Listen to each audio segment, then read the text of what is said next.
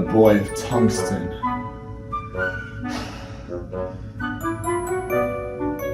There's a weird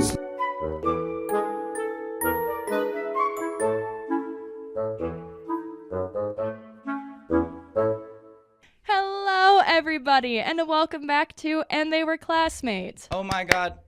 They were classmates. We are finally back. Yes, we are. After a very busy month. Mm-hmm. I cat sit twice in a town 40 minutes away, and I went on vacation. That's why Nolynn was in charge. Yes, I was in charge, and I had 2 miraculous mini episodes because the plan was just to be in this space. Yeah. But that just didn't happen both times. I am glad that you finally realized our dream of the Fortnite episode, though. Yeah. I knew it. I'm like we need to have a special episode. We need just a very exclusively in special episode. Fortnite. That reminds me of do you remember, I think it was College Humor used to have a show called A Very Special Episode that was just talking about the PSAs in 70s, 80s, and 90s sitcoms. Because I vividly remember that. It was coming out around the same time that there was another show that they had running that was making fun of Saved by the Bell, which I grew up watching, and that one was called Zach Morris is Trash, and I think about that every day. But I just remember there were because I don't know if you remember as much, because I don't know if your parents were my parents were huge sitcom people, and even as I got older, they kind of transitioned from Friends and stuff like that back over to my dad watches a lot of 2.5 Men now. My mom loves the show Mom, which is really ironic considering.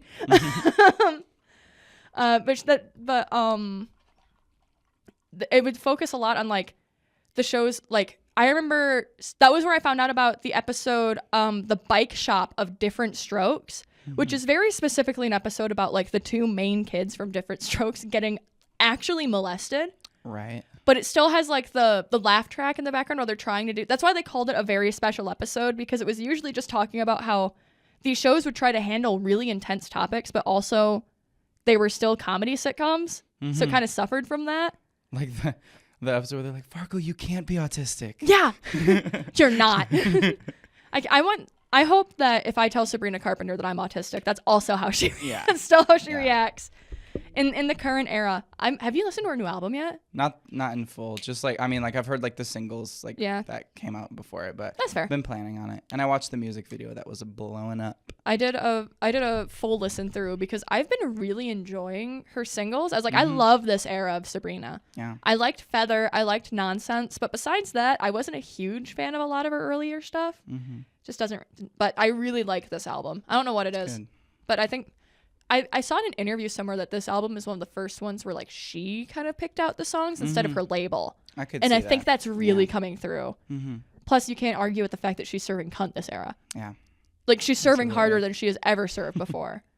I bought little I don't have, they're not knee-high boots like hers, but I have these really I call them my my chapel carpenter boots. Right. Because they come up to here. They're really thick, really high, really thick heel. I think they're technically Pleaser brand, which is really funny. But they're pink and they have hearts on them, and they have a heart zipper, which is why I called them my chapel carpenter boots. Right. It's because the perfect blend between the two. Yeah, it's the halfway point between Sabrina Carpenter and Chapel Roan. There you go.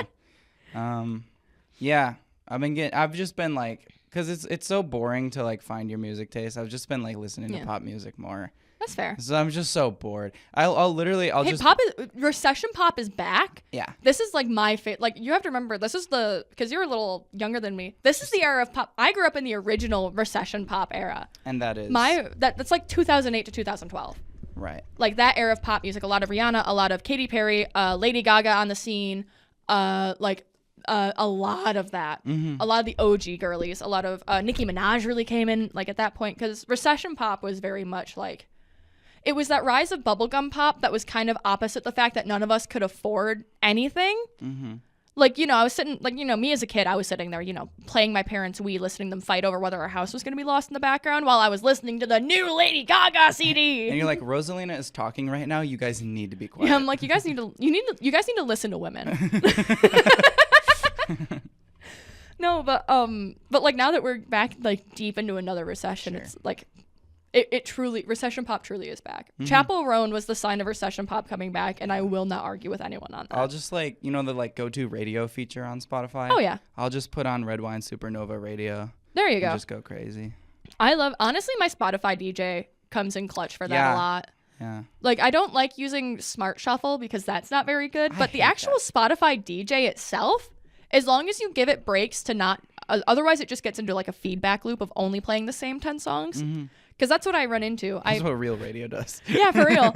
No, but I listen to like my Spotify DJ for like 3 months, and then it starts playing the same like 6 songs because the songs that it picks for me, you know. So it's basing your taste off of what you listen to, but what you listen to is what it was basing your taste off of, and like I can see. Yeah. So then I have to give. So then every like 3 months or so, I have to do like a 3-week long cleanse where I just listen to like soundtracks and stuff like that. It helps that I'm in a new show, right? Oh yeah, I just got cast in a musical.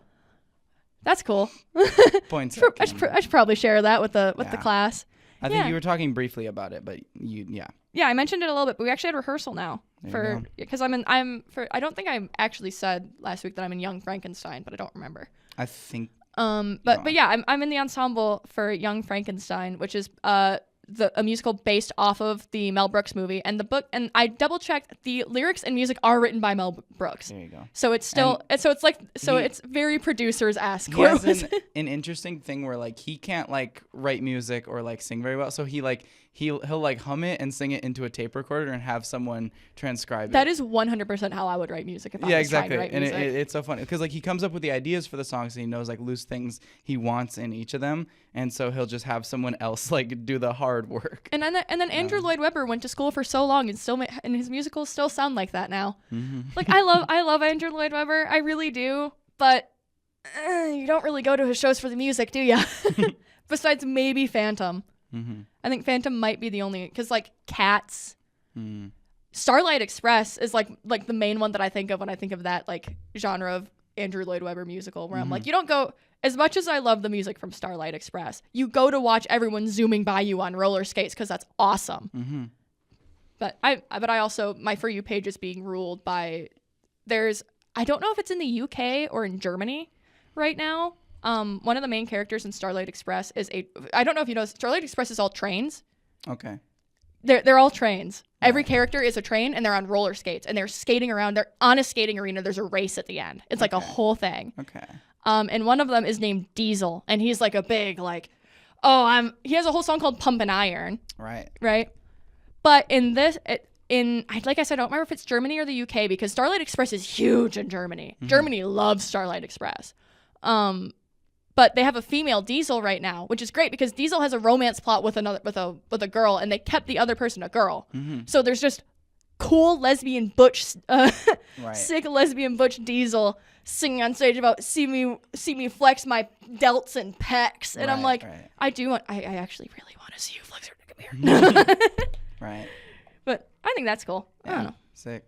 What did you think of my mini episodes? Because even though the one came out before our last episode, it wasn't like you didn't hear, like you heard both after. This is our first recording. Yeah, this is our first. Having heard both. I really liked both of them. I didn't make it all the way through the Fortnite one because I had D&D, and then I won at bingo last night. There you go.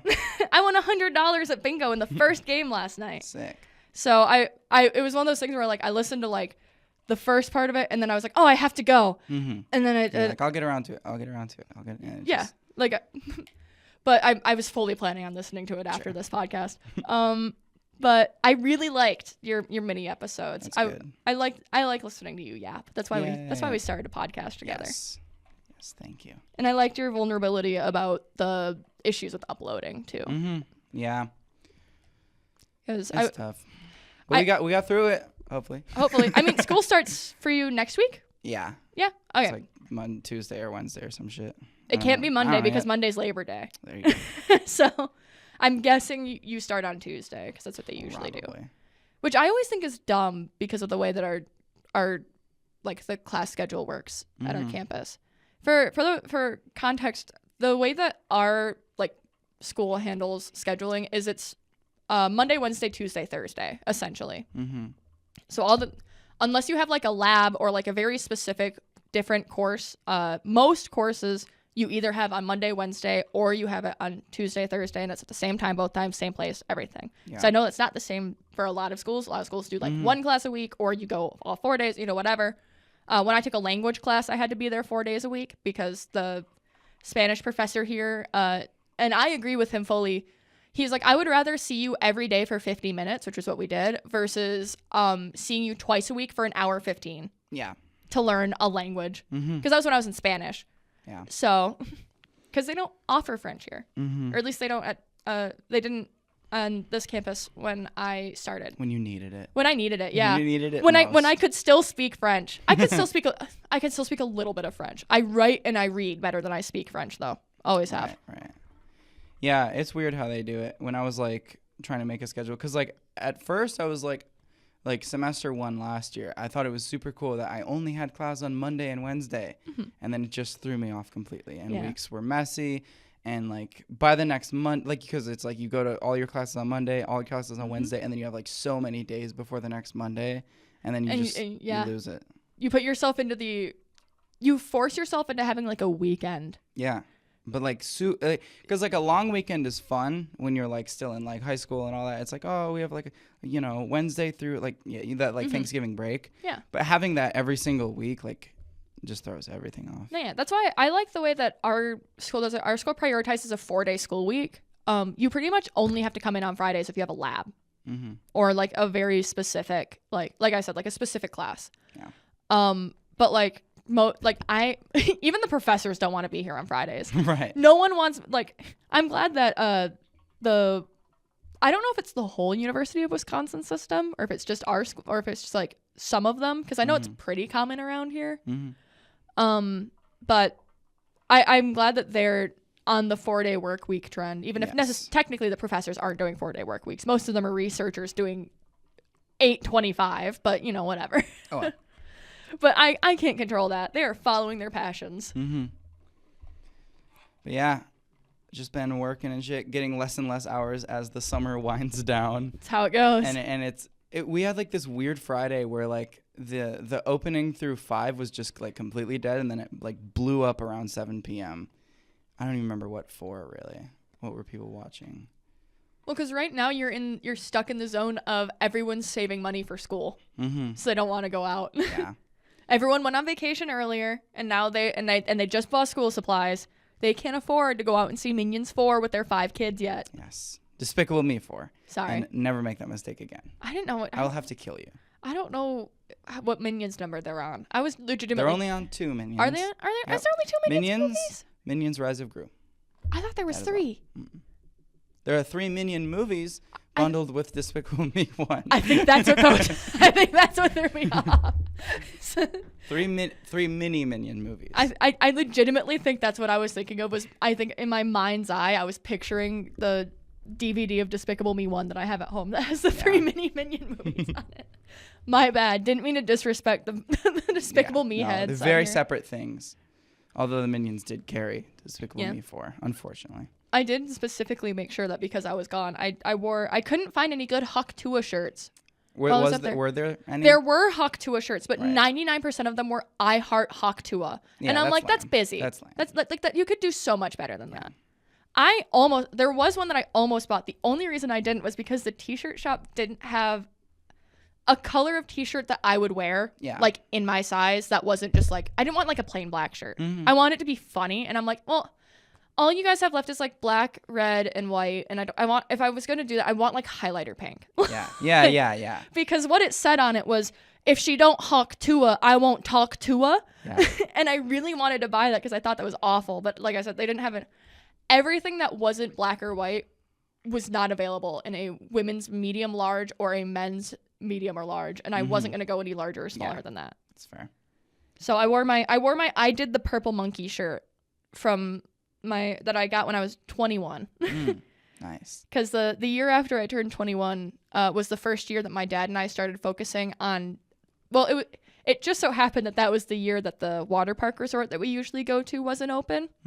So we got to stay downtown where all the bars are. Yeah. So my dad took me to every single bar downtown, and I had a drink from from every single one of them. not because he like forced me. That sounded weird. But like because we thought that would be a fun way to bar hop. Sure. Like to celebrate my first trip. And and the Purple Monkey is a drink at our favorite bar, Monk's, which is like an. I love Monk's. I love Monk's. You go to the downtown one or the other one? You have to go to the downtown one. If you go to the one at Wilderness, you're not getting the best Monk's experience. You need to go to the one that's downtown because that's the original one. No, but if you do, they have a drink there that's called the Purple Monkey. And if you pay $25 if you drink the Purple Monkey, which is a mix, so many alcohols. I think it's legitimately like 6 to 10 alcohols. But it's delicious because they're all like yummy fruity ones, and it all comes together, and it's not like. And it tastes like a bag of Skittles. It kind of does, in like the best way. Like I can't. It's hard to describe unless you drink cocktails. But like, there's a very specific brand of cocktail, like Long Island iced teas, don't really fall into this, even though there are a lot of alcohols, because those like. You put a bunch of alcohol in, and then you put a squirt of Coke in, because then it tastes like iced tea. Right. Even though it's not, and then you're vomiting in a plant. Learned that the hard way. But the Purple Monkey is one that they use like grape vodka, raspberry vodka, like a bunch of different ones, so that when you drink it, you're like, this is a delicious flavor. There's so much alcohol in this, and I drank that like while I was waiting for my burger. Right. And I thought it was really funny because after that we went to like another bar, and I sat down and I got my drink and I was drinking it, and I stood up and I like stumbled just like a little bit because it was like I had passed the point of like tipsy and I was starting to enter drunk, and my dad was like, do you want to go and get like ice cream? I was like, I need to get literally anything besides alcohol in my system right now, Dennis. Yeah. Well, like I said, it's not like he was like dragging me from bar to bar. It was just like, oh, do you want to go in this one? Yeah. Let's try to go to all of them. Yeah. Okay. We went to every bar in the Wisconsin Dells. Catch me in my Sophia Nygaard area. I went to every single bar and the strip of downtown Dells, and here's where you should and shouldn't go. I don't know. I love Sophia. She's one of my comfort millennials. Now that I don't really watch the Try Guys anymore. Right. Like she's her and LD Shadow Lady and Cryin are my big 3 comfort millennials. Yeah. There you go. That's good. I feel like you gotta have at least 2 at any given time, because you have to be ready for one of them to say something weird. Yeah. That's the thing, man. Can't trust anyone out here. You have to be emotionally ready for your fave to say the N-word. Unfortunately. Yeah. It's been kind of slow on the drama front, though. We had like a busy summer, and then it's been slowing down. Ready for that third Mr. Beast video whenever. Well, now people are complaining about Chapel Roan. Yeah. Oh. Because she set boundaries. Yeah. Heaven forbid a woman has boundaries. I think it's so ridiculous. Because I think like as someone that like grew up in fandoms and like stan culture and all that, like I was in so deep. I've been in the trenches. It's insane that Chapel Roan asking for basic human dignity is causing this response now. Like, I think that really just shows how much we've completely commodified celebrities in the last, even like 4 years, like 4 to 5 years, I feel like since COVID, it's gotten like, the parasocial relationships have gone crazy. Yeah. And I think it's weird to see a woman go, hey, it makes me uncomfortable when you come up and touch me and scream at me and whatever. Like, just come up and talk to me like a person. Please don't call me by a name that I have not introduced myself to you as, because she doesn't want to be called Kaylee. Because that was her I remember that's weird for me, because when I first found her, that's what she was going by. She was Kaylee Rose. Right. And then, but now because she's embracing, let's be real, Chapel Roan is her drag persona. And you wouldn't walk up to Trixie Mattel and be like, oh my God, Brian, hi. Right. Like, that's weird. And the only people that do that are weirdos. So why is it not? So I think, so the fact that people are seeing Chapel Roan going like, hey, ask me for a picture. Don't be surprised if I say no, respect that. Like, just treat me like human. Everyone's like, she hates her fans. I can't believe she hates her fans. Like, no. I think she put it really well when she said she was feeling the most love that she'd ever felt in her life, but she was also the most scared she'd ever been. Sure.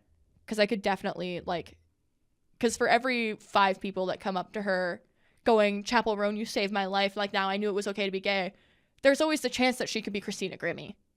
There's always a chance that fan could be, like, the guy that shot John Lennon. Like, right.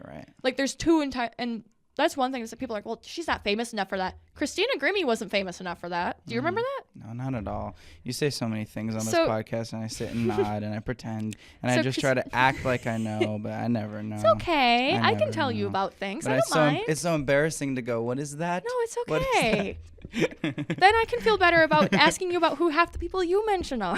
But you don't have to do that because I have such a basic and lame taste. Yeah, but I'm dumb. So. No, but so Christina Grimmie was like a huge thing. I wasn't sure if you know what I was talking about because that happened when I was in like late middle, early high school. But what happened was Christina Grimmie was a singer. She blew up through YouTube. Like she's got her start on YouTube. I think she might have been on like America's Got Talent or something like that. But she had just entered the mainstream, right? Like she had just gone into the public sphere.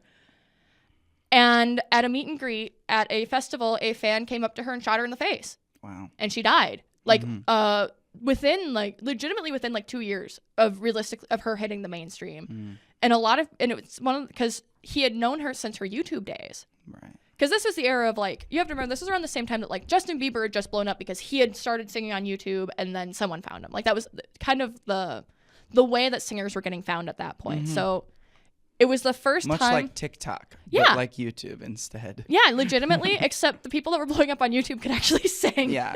They were people that were like posting covers on YouTube and they weren't just like, I have the most viewed video on TikTok. I make music now. Yeah. But yeah, she was shot and killed by a fan at a meet and greet, like in public, right after she blew up. So, and like Chapel and I are, I think her and I are the same age. Sure. Because I think we're both 23, so she would remember that. I would, if I was blowing up like that, I would be acutely aware of that, right. Especially because she blew up on TikTok first, kind of, you know, like she blew up a bit. And then, like, TikTok picked up on her awesome, like, live stage performances, and then she got huge. So it's, like, I can definitely see why, if, you know, growing up remembering Christina Grimmie, being like, yeah, no, this is terrifying, actually. Right. As lovely as this is, as much as it's awesome that everyone loves my music, outpouring of support, people are fucking freaks. People are insane. But... that's why I think that's part of the reason why it pisses me off so bad that everyone's the drama is stupid. Yeah. You know what drama isn't stupid? What is that? The arrest video finally getting released. Video. I've been a Christorian for many years. So for those who don't know, we're talking about Christine Chandler, who was arrested. Was that in 2020? 2021, I think. 2021? I don't know, actually. I just watched the video and then watched a couple. Yeah, so she was arrested allegedly. She was arrested for allegedly having inappropriate relations with her mother, who is not doing well. Christine is widely regarded as the most documented person on the internet. I really think that transitioning has helped her a bit with that, because now it's not, even though she still goes by Chris Chan, which she has since before her transition. Like so she's it's a little easier to get people off her back, but she still deals with so much.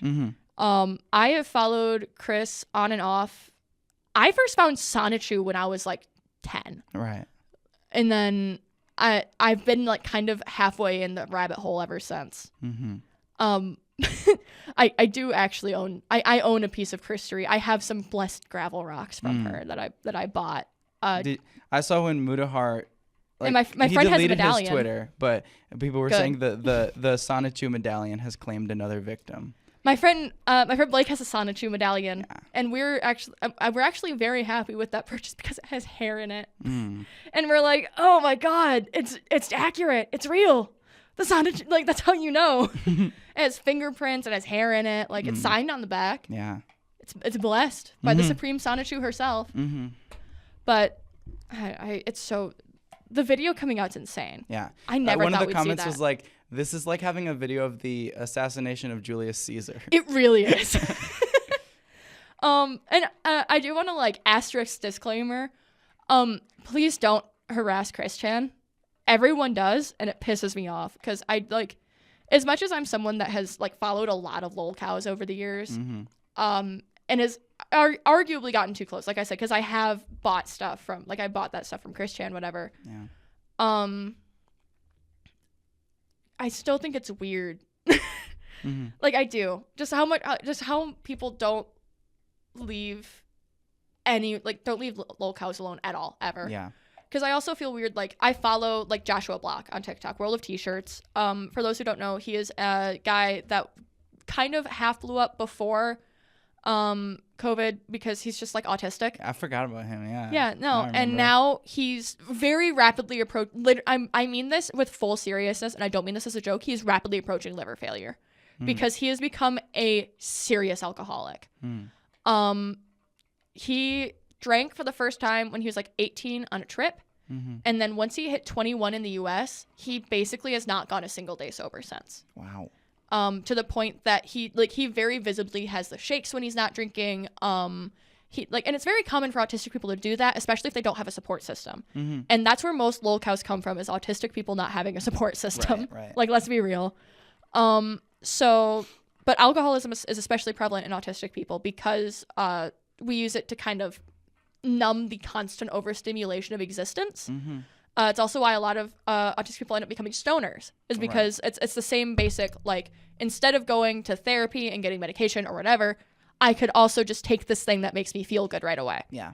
Like, I can drink and all of a sudden I don't notice that I'm breaking all the social norms and everyone hates me because I'm drinking. It doesn't matter anymore. Right. Or like, oh, I feel anxious all the time because I don't, like, understand a lot of stuff, or like I'm overstimulated. I can smoke. It helps me calm down. Like, that's true for a lot of people. And I think that you can do it in moderation in a healthy way. But Joshua Block is surrounded by people who are willing to put him at his worst. Yeah. And that's also true for, like, Chris Chan. Like, people used to come to... She had, like, multiple people who would come and approach her and try to date her just to get more information. Like stuff like that. And it's like... It makes the public freakouts that make them even more of a lolcow make even more sense. Like that one clip of Chris Chan that's, like, infamous of, like, I want all the information off my house, off the internet. I want it all gone. And it's like, it's one of those things where it's like, oh, it's funny because, like, yeah, you can't take everything off the internet, but it's also terrifying. Yeah, because it's like that. Because you can't take everything off the internet, and she wasn't the one that put it there. That's the scary part. Like, is that so much of the information that she wants taken off the internet and people laugh at her for wanting to, she didn't put there. Other people did. And some of it she did put on there. Like, I think she technically did release her address at one point. But that was, I think, after she had already been doxxed. Sure. So it's like, it's hard to find the line there, especially with people who have been a lolcow for so long. It's like, is it even possible for them to have an identity outside of that anymore? Like, yeah, I feel like TikTok has become really the place for that. Like, the Wonderland system just came back. That was like a big lolcow in 2020. I don't know what that is. That's a TikTok thing. I was going to say that's like a very specific 2020 TikTok thing. The Wonderland system is a DID system that people have accused of being fake. I personally choose not to assign whether I used to be a lot more picky about, like, whether I thought people were real about DID and being trans and stuff like that. But I've backed off of that now as someone who is not, like, someone who's not super able to get a diagnosis. It's very difficult for me to get diagnoses. I can empathize a lot more with people who self-diagnose. But the Wonderland system really rose to prominence during an era of 2020 when a lot of people were faking DID and has thus never escaped the faking DID allegations. You might recognize a sound from the Wonderland system because there's a alter intro that they posted that went viral. That's like I'm Bunny. I'm Oliver. And it was like it became like a cringe meme compilation audio for a while because of course it did. And it's just another, like, that's another case where I'm like, people keep accusing, like, the Wonderland system was getting bullied so hard that they ended up privating and then leaving TikTok, and they just came back. They just went on public. And they're, like, posting again, and they're still posting with alters. Like, that's why I'm like, I don't want to say they were faking DID then, because I don't want to say they're faking it now. Sure. You know what I mean? Because that's not, I don't know. That's not my business. But I just thought it was really interesting. Like, they came back and everyone's commenting, being like, well, where are your other alters? Where's the funny ones? Like, fucking, they're literally in the comments like, dance monkey dance. Like, you think they're gonna go back to doing that?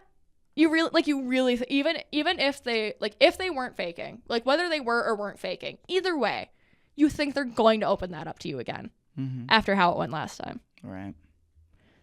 I don't know. Do you think Moon Knight hurt DID as like a... I genuinely think it might have. Yeah. Well, because see, the thing is that Moon Knight isn't... The problem is that Moon Knight is one of the most accurate portrayals of DID I've seen, but it's also so incredibly harmful. Yeah. Because it does still fall into that stereotype that people have of people of DID where one of the alters is evil. Yeah. Split did that too, you know? And that's really harmful because I have friends that have DID. I have friends that have I have friends who I have to text and be like, who is in front right now? Who am I talking to? Like, because it's really intense. Like, do you like really know anything about DID? Not a ton, no. So I watched Moon Knight. Yeah, so you know how in Moon Knight, the reason why he has two personalities is because it was protecting him. Oh, like, yeah. That's where DID comes from for most people. Is you have such an intense you endure such traumatic experiences that your dissociation fragments completely from the situation. Because a lot of times when you're in trauma, you tend your body automatically dissociates. It's like I feel like I've read a lot of times in like cases of people talking about like if they were abused as a kid, they're like, oh, I thought about going to Disneyland and I was really at Disneyland and then I don't remember like when I came back. I like when it was done, I came back from like I just shut it out and I was focusing on like, oh, I'm like, what if I go to Disneyland? What's there? And that's dissociation, and dissociative identity disorder comes from when that becomes so prolonged that it becomes a whole separate personality. Right. Which is why a lot of people argue whether it actually exists, because like it's really hard to prove whether DID is actually the formation of separate personalities or if it's just really intense psychosis and delusions that are triggered by certain PTSD episodes. But as someone who has friends with DID, I firmly I'm like, even if you like could therapy out the alters, it doesn't that doesn't change how that affects them differently from the way that like other psychosis or delusions would, you know? But it's also a lot easier for me to say as someone who is dating someone with undiagnosed schizophrenia, most likely. Like, because as we've been getting older, we're getting to the point that we're like, it's not that he's like this, like, I don't want to make it sound like he's like going, whoa, like whatever. Like, it's literally just that as we're getting older, like, he's starting to develop more symptoms of the mental illnesses that we've thought that he's had for a long time. And it's not that it's getting worrying at all. It's just that every so often I'm like, yeah, that's not great. Like, maybe we should go and talk to someone really quick. Like he also twitches a lot. So we're like, oh, we thought for years, we were like, oh, he might have Tourette's, but we don't know. Because it's not just like little twitches. It's a lot of like full like tics. Like they're tics. And we were like, oh, well, maybe he just tics because he has anxiety, because that's a common thing. And then we found out like 2 years ago, we were like, his mom just mentioned offhand, like, oh, your uncle with Tourette's. And we were like, what? We just all of a sudden found out about family history. We're like, oh, that makes a lot more sense. Like, that's kind of what I mean, where it's less, like, that's what I mean, where I'm like, we're approaching more needing a diagnosis of more being like, more things are starting to fall in line. Yeah. Where it would be beneficial. Same thing's true for me, where like, I'm realizing a lot more about like, the neurodivergent traits that my family has that I didn't realize until I spent most of my life around people who were neurotypical. Right. And I was like, maybe it's weird that all of my family has such set schedules and we all get really mad at each other when we throw them off. Yeah. Maybe the fact that if I'm in the kitchen and it hits 12:30, my grandma will come in and she will make her lunch, no matter what you're doing, in whatever she preset out.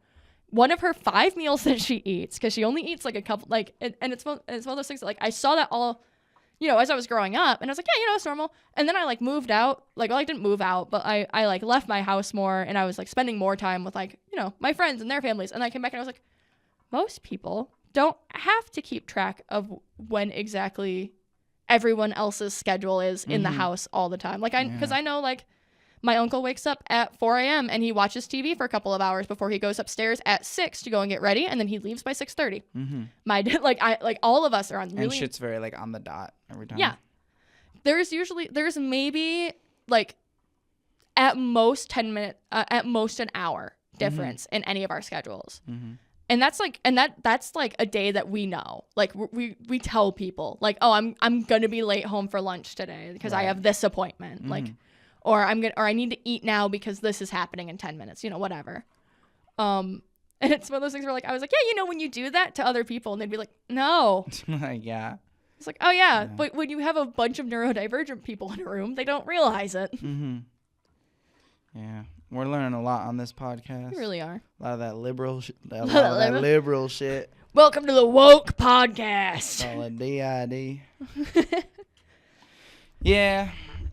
In my defense, I was gonna be a psych major when I entered college. Oh, there you go. I don't know if I've told you that before. Nah. Yeah, when I applied as a psych major with a theater minor, and then I switched to a theater major after my first year of college with a psych minor. A little flip flop. Yeah, and then COVID hit, and the entire theater industry closed, and I got scared. Yeah. So I got my associate's degree and took a gap year, and then I went back to finish a bachelor's so that I could get, because there are a lot of jobs that just say bachelor's, but they aren't really picky about what your bachelor's is in. So having a liberal studies bachelor's degree is, they're like, good enough. Yeah, they're like, sick. You've learned. You learned enough. You can learn. I think that's more what it is, really. It's just that they want to know your ability to like sit and like take in information. I hate the word coachable. That word's been going around, or like in describing like what? Yeah, you have to have like a coachable mindset. And like I just hate that word because it's so like, I don't know. Like there's just something like it's like overused and like I just like, I don't know. I just hate it. I get it. I get what they're saying when they're like, I need someone who's coachable, but like it's just I can't even describe it. Yeah, no, I think it's because the thing is what they mean by coachable a lot of the times, and I don't say this lightly, is groomable. But I mean that again in the like actual definition, not like not in like the YouTubers way. In the they want to be able to turn you into whatever they want. Yeah. Which is usually a shitty manager. But no, that's I always get nervous when I see that they want like a coachable staff. Especially I've seen, this is a very specific thing. I've seen the rise of looking for coachable like service staff in restaurants, specifically like looking for coachable servers. Right. And that's where I'm like, what? You're like, interesting word choice. Interesting word choice for this field that's primarily dominated by young women. Like that's where I'm like, because I get what you mean. There are some servers that like are really stuck in their ways, whatever. But I think I know what you're hoping you're going to get. The best and the brightest and most manipulatable young women possible. Yeah. I want young women who listen to me unquestioningly, actually. Like, that's what they mean by coachable half the time anyway. Yeah. It's just like, doesn't question, which is not me. I ask a lot of questions. Yeah. But that's why I make a good manager, but management hates me. You know what I mean? Because I ask a lot of questions, but I ask a lot of questions. Yeah. I don't know. It's just how it be. I'm trying to think of other stuff. I've had such a boring summer. What have I done? We went to Crystal Lake yesterday. Oh, that's cool. Love that place. It's always just one of those like spontaneous like Crystal Lake. Oh yeah. You know, especially now that Six Flags is closing throughout the week. I was gonna say since you're across the border, your Crystal Lake is the equivalent of Devil's Lake for me. Because it's, how far a drive is that for you, approximately? Crystal Lake is like maybe like an hour 16. Yeah, so it is the same as like Devil's Lake for me on the other mirrored sides of the the Wisconsin-Illinois border. Yeah. But yeah, no, I haven't actually gone up to Devil's Lake, which is funny for me to mention that. But But then we went to a bunch of thrift stores, and then we had like this crazy idea for like a movie, and we filmed it, and it's called the character is Boy of Tungsten. I really hope that gets infused with tungsten and becomes a superhero. I really hope that at least part of that is in our intro today, so that. Yeah. No, Boy of Tungsten kind of goes crazy. He's like sent to a planet to retrieve some tungsten. He falls into the planet core. Oh shit! Yeah. And gets infused with the tungsten. So it's like Wolverine, but with tungsten instead of. Yeah, somewhat. We don't know if he can fully like transform and untransform yet. Working on that. What is it that is Wolverine vibranium too? I don't remember. Adamantium. No, yeah, because it's different. Slightly. Yeah, his bones are coated in it. Yeah. I remember that part because I remember that part in X-Men Origins. There you go. I remember him coming out of the water with his shirt off. Yeah, I remember. Remember that part? Everything else, foggy. Everything else, but the part where Hugh Jackman is shirtless. Yeah, I know. I have a Back of my manager head. at work that was like, yeah, after Deadpool and Wolverine, I've been going back and like watching some of the older X-Men stuff, and I'm like, I was like, just to cut to the chase, I'm like, yeah, he's the most ripped in the Wolverine, if that's why you're there. I was like, let's not beat around the bush. I miss when superheroes didn't have to be bodybuilders. I really do. Because half the time I would look at superheroes now and it genuinely throws me off how muscular they are because my theater kid brain recognizes that they're dehydrated and I'm like, you can't fight, like, drink some water. You're gonna pass out. You're gonna get dizzy. You need to drink your water. Drink your water. This episode is sponsored by water. Hydrate or dihydrate. No, but like it genuinely takes me out of it now, especially because like when I was a kid, like I was there before the MCU, so I remember when they were all like muscular, but they weren't like ripped, which is weird because now people refer to that era as like squishy Hugh Jackman. I'm like, he doesn't even look squishy. Right. Like he looks like a ripped dude. What have we done to the body standards of my superhero God. movies? Body standards in general, dude. Everyone's on fucking Ozempic. I saw this post about this girl that was like, she was trying to be like, I don't take Ozempic for weight loss. Like she's like, I take it for improves my mood and my sleep. Well, she's like, I take it for prescribed reasons. And we were like, oh, so you have diabetes? And she's like, no. And they're like, then you're not. She's like, no, but I'm taking it because I have an actual food addiction. And I'm like, yeah, that's what it's supposed to be used for. The problem is that everyone else uses it. It's tough.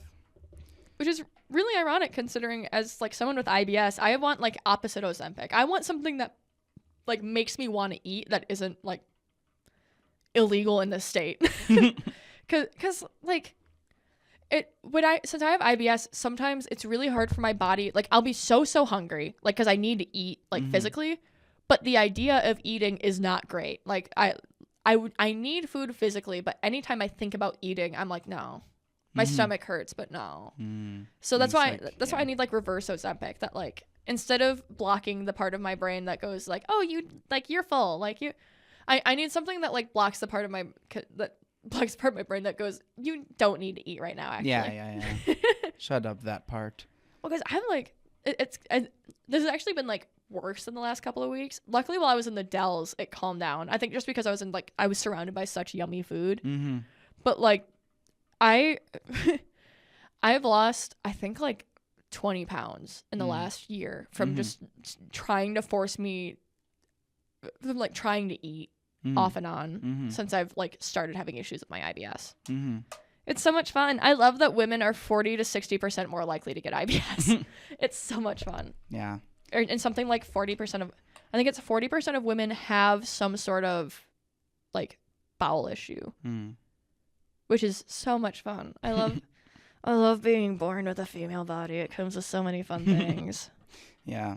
I was taking some like hunger and like appetite stimulants for a while just because I was like getting further in transition and I'm like, you know, I don't have so much of a stigma against like weight gain anymore cuz like when I was still like a boy, it was like it wasn't like I was like afraid to gain weight ever, but it was like if it starts to look rough, like I'm going to take action, you know. But then as I like my body doesn't look right and I can't figure out why. This'll fix it. But I never had like body dysmorphia with it or anything. But I was like if it ever like I could.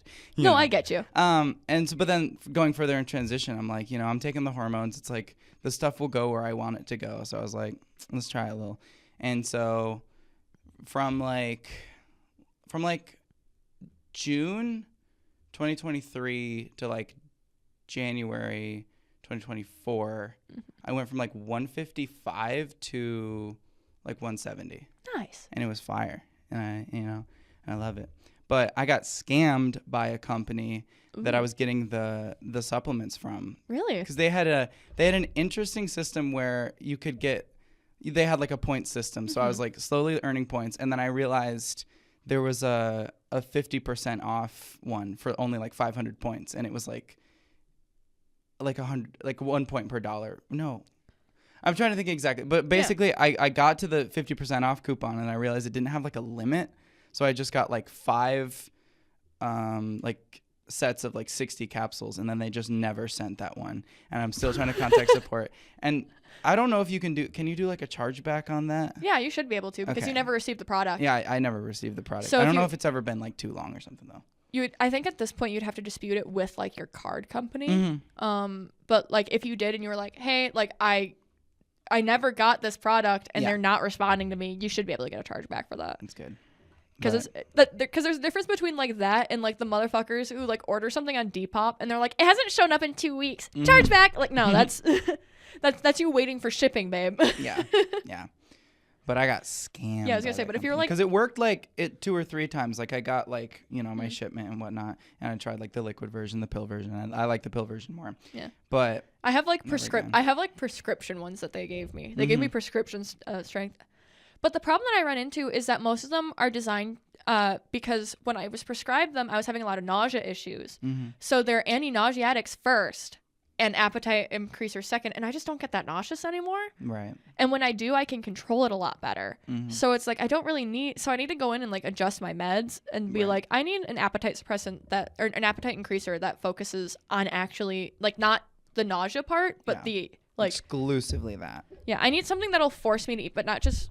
But I also run into the issue of it doesn't help with the fact that like food isn't appetizing, if that makes sense. Like like I just have to kind of force my way through that part, which isn't fun. Right. But it is really funny when Ace makes fun of me because I need to eat like literally anything. So I grab like a slice of bread just because I need like calories in my system. Yeah. And he'll watch me and it'll take me like 20 minutes to eat a piece of bread. Just I like, feel like one little. Because I have to eat a little bit and then I have to chew it all the way through and then I swallow it and then I have to sit there because not because I feel sick, but because like if I try to do it again, then my brain will make me cry because I'm forcing myself to eat something that I don't technically want to. Yeah, and there's a so then my brain starts stressing out. It's like, why are you eating? You don't need that. You don't need that. You don't need to eat that. And I'm like, everything else in my body is telling me I do, and I'm dizzy. And 2 small tufts of bread is a lot for me right now. No, I wish I kind of wish I had a video of it from my first flare up. Because now it's like it was not funny at the time, but looking back, it's hilarious. Because there was one time, my first like real IBS flare up, I was sitting on my front porch because I have like a nice wraparound front porch that's like a lot of seating on it. And when I'm sick, I go out and I sit out there because I have like the fresh air. I'm separate from the rest of my house, so I can kind of like, And so I was sitting out there and I was holding my bread and I was trying to eat it. And it was the first time that I was like this sick. It was the first time I had to force myself to eat like that. So I can picture in my mind's eye what any of my neighbors would have seen, which was me in like mismatched pajamas, sweaty because I was sick, and I always sweat so much when I'm sick, sobbing as I like rip pieces off of a very stale piece of bread because I had to do this over the course of like 2 hours, like like cry chewing. Yeah. My poor and Ace is sitting next to me like rubbing my back like like it's gonna be okay. And the neighbors are like, did he break up with you? Yeah, like you're eating bread. Yeah, no, but I'm like very openly sobbing about the bread. Like because I kept telling him like I just want to be able to eat the bread. Yeah. Because I'm also a person like when I get frustrated I cry. When I'm overstimulated I cry. Like no matter what I cry. Yeah. Which is why when we go to see a movie you're going to see me sob. Yes. But like, I became a movie crier too. I made the switch, Something about turning like 16 turned me into a movie crier. Yeah. Like I didn't cry at movies until then, and then like I cry at everything. I turn to my mother. Like I cried at the Garfield movie. I cry at happy movies. I cry at sad movies. I cry like I'm trying to remember what it was that Ace made fun of me for. We were watching a movie and he made fun of me for crying at. He cried. I watched Mitchell's versus the Machines. I don't know what that is. It's a Netflix animated movie. It came out. It's really really good. You should see it. Okay. It's a Netflix original. It should have had a theatrical release. Excellent movie. But I cried at the end of it, even though I've seen it like a million times because I love it. I cried at the end of it. Yeah. Because I was like, oh my God, they're back. Oh my God. They did it. Yeah. You just get like just enough real world experience to like start relating to characters like and you're like, actually. Oh fuck. Yeah. Because like you can like understand conceptually why some things are sad and understand like why people cry at certain scenes. But like if you're young enough, you're just like. Oh yeah. Well, it's like when when I was a kid, I saw Marley and Me when it first came out, and like I cried a little bit at the dog dying, but I cried because the dog died. And then I watched it as an adult, and then I cried for the entire rest of the movie after the dog died, because then I recognized the feelings of like, oh, losing a pet, going through the grief, like being sad that you had to put down this pet that you loved, like when then because I could relate to, instead of me being like, aw, the dog, I went, I did that. There's a hole in my heart. My dog. Yeah. A dog's purpose was rough for that That's for the that one reason. where it's reincarnated a billion times. Yeah, Not a billion. Sorry, that sounded harsh. Billion times. It's like 10, legitimately. And it's more in the book too. I really the book for A Dog's Purpose I think is better than the movie, but that's because it's a book. So, yeah. And I think the book is first person too, from the dog's POV. Right. Because the movie had Josh. Was it Josh Gad doing the narration for that? Yeah, yeah, because it was right after Frozen. Because I remember, like, I will not be typecasted as snowman. No, I remember when they came out, and I was like, it's Olaf. Yeah. Watching the trailers. Which is really funny because now I hear Josh Gad and I hear Book of Mormon more than I hear Frozen in my head. So it's. I hear his role in Pixels. Ludlow Lamb and Soft, the Wonder Boy. Amazing. I love Pixels. Did you ever watch Pixels? I watched it when it first came out. You gotta rewatch it. It's a cultural touchstone. I like watching the Pretty Much It video about Pixels. What is that like? Pretty Much It is a watch along. Where they upload they're a watch along commentary where they upload the interesting trend. Well, they were one of the first ones to like start uploading the highlights on YouTube, and then but you can buy like the full commentary track online. You just have to sync the movie up yourself. Yeah, maybe we should do that. Yeah, we could do that. That'd be fun, actually. Maybe we should do a podcast special for that. The main podcast I follow, The Yard, they do like a react to every single Disney Channel original movie. Nice. So like but they have like an extension where you just sync it with Disney Plus, and then like you can hear their commentary track for every single Disney Channel original movie. So yeah, I think that's what Pretty Much It does, is they have a deal with a streaming service. So or they tell you to sync it up yourself. Yeah. Well, because they can't legally distribute the film, so that's why they upload on YouTube the way they do. We could find a genre, find a specific niche. I don't know. I saw a video. I saw a video like 2 days ago. No, it was yesterday. Ace showed it to me of Adam Sandler doing the Happy Gilmore swing for the first time in like 10 years, or more than like 20 years. Well, I know he did it during the pandemic. Yeah, nobody did it. So I guess it's been but he like did it like on a golf course in public. I think he did in this video I'm thinking of too. But I could see why it's framed as like Yeah. No, but I didn't see that video, so I didn't know. Sure. No, but the one I saw was when he took your breath away. It did. Well, because he just uploaded it, like, I think, I'm assuming, unless we're talking about the same video, and we might be talking about the same video and it resurfaced and people are saying, I don't know. I saw it posted with like, oh, it just posted. So that's what I'm going to blame it on. If this isn't a new video, it's because my sources were faulty. And it's not Ace's fault because his sources were also faulty. Community note requested. Yeah, community note requested. Are there 2 videos? No, but it was really funny because he fucking smashed it. And he's like, I smashed it. I can't lie to you. It's going. And it made me laugh because it was just like, it reminded me of like every guy like, cause my dad golfs, so it reminded me of like the guys that my dad gets matched up with when I was still golfing, and him and I would go and get matched up with like another random duo. I'd be like, that's how the other guys sounded when they were talking about their golf swing. It is interesting because like people are like, oh, I hate this era we're in of like sequels and reboots, but I'm like, it's kind of better than like Kid Ace Ventura. See, I'm much preferred like the Ace, like I don't like the era of like sequels and reboots, partly just because it feels like I would rather hear new stories than see a sequel or a reboot. You know what I mean? Yeah, we talked about that 2 weeks ago. Where it's like half the time I'm watching something, I feel like it would be better as its own IP anyway. So it's like and also it's so frustrating because now like I feel like I can't watch, like, I get so nervous starting a movie because I'm like, I don't want to have to be committing to a franchise. And that's always a possibility now. And it's like, okay, like, fine. I'm just so exhausted with everything needing to be a franchise. Everything needs to be multiverse. Everything needs 4 sequels. Everything, like, it's... And a spin-off TV Netflix original series. Yeah, and all of my writer friends are begging for work. Like, yeah. Like, none of a lot of my friends that are trying to, like, push more unique stuff aren't able to because it's just not what anyone's interested in right now, which is why I am so grateful for Team Starkid, like in the theater world, that Team Starkid exists, because they just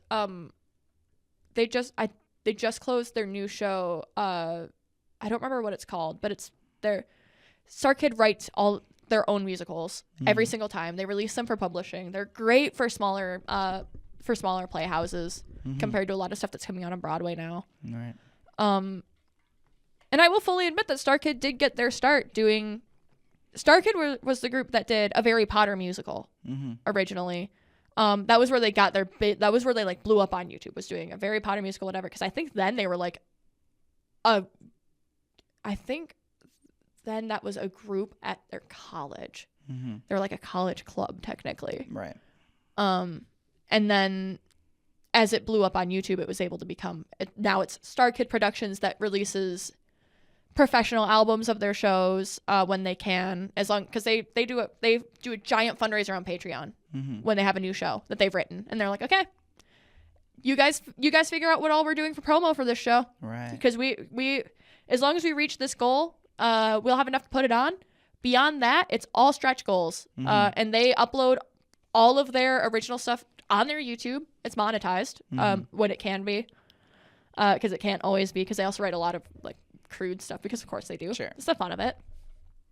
But they do this. They record. They pro shot their. You can go. You can pay for tickets. You can go in person. You can pay for online tickets, whatever. And then they take that down, and then they upload a pro shot in their YouTube video of their musical. Sick. That's just always up there. They don't even like. I remember there were rumors that they might start putting it behind a premium membership, and then they were like, no.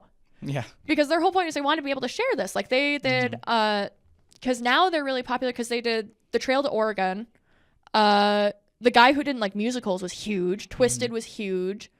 Right now, Nerdy Prudes Must Die did really well, because that was they're doing right now. They're working on what they're calling the Hatchetfield Saga. Yeah, which is like, it started with the guy who didn't like musicals, because that took place in Hatchetfield. And then there was Black Friday, which was a satire about capitalism and about like people being desperate for a toy that was actually like demonic. It's really good. They're all really good musicals.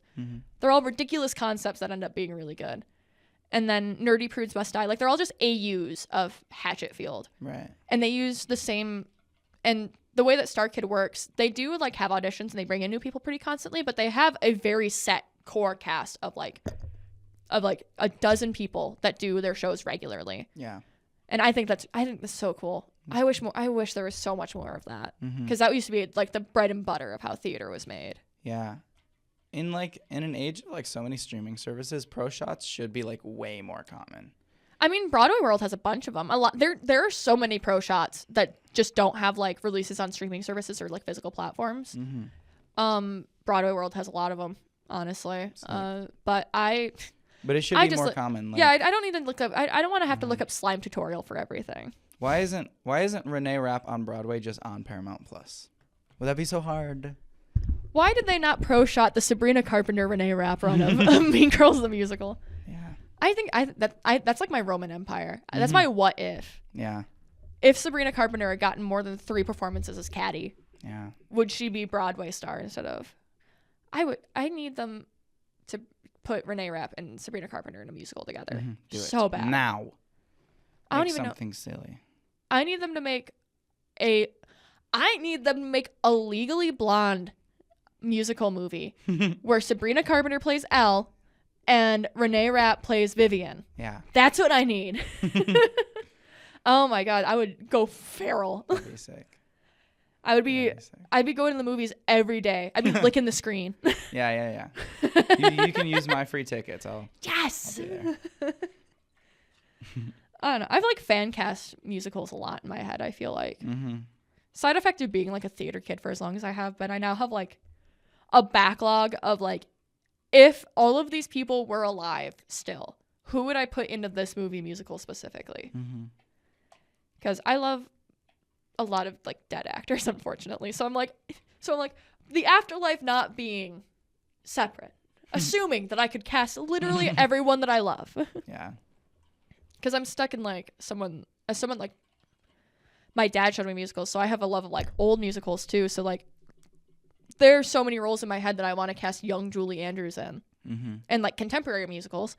That obviously is never going to happen because young Julie Andrews doesn't exist with these contemporary musicals, but wouldn't it be cool? In the multiverse? In the multiverse of madness? Yeah, did you watch Deadpool and Wolverine yet? Not yet. Failure. I know. I'm probably just going to see it when it comes out on fucking HBO Max or whichever one it ends up coming out on. Disney Plus. Disney Plus? Okay. I have that one too. Yeah. I have That's Disney sick. Plus, Hulu, HBO Max, Netflix. Yeah. I have Paramount Plus. That's insane. It's- With ads, I hope. I don't remember. Don't tell me you're paying for Paramount Plus, no ads. In my defense, That's the saddest in my thing. defense, I pay for Paramount Plus because I love rewatching 90s Nicktoons. That's fair. Like I legitimately got Paramount Plus for Nickelodeon stuff because it was the only streaming service that has them consistently. Peacock, because doesn't Paramount own Nickelodeon? Something with Viacom. Who fucking knows? Peacock has this interesting feature where in their live TV section, they have like, like local NBC. Then they also just have like channels for shows. So it'll be like The Office and it'll just be like a channel. And I think that's really sick. So like you can just tune in at any point and it'll be like a live broadcast, but it's like just through Peacock. But like for when you just want to throw something on, but you don't want to have to make a choice. You don't want to have to like decide what you want to watch. Exactly. Like, yeah. And you don't want to like fuck up your like streaming thing by throwing off where you left off in your actual rewatch. And in their stupid rebrand, HBO Max got rid of the shuffle button.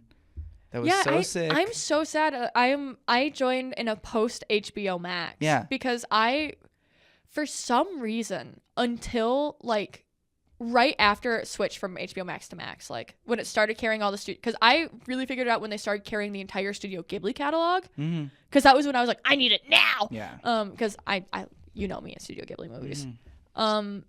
So when that was going down, I finally got it to work because we just pay for HBO in our cable package, and if you pay for HBO in your cable package, you get Max for free. Yeah. But for some reason, and I know why. It's because our cable package is so old that I didn't have an email to log into it with. Yikes. Because we use Charter Spectrum. Yeah.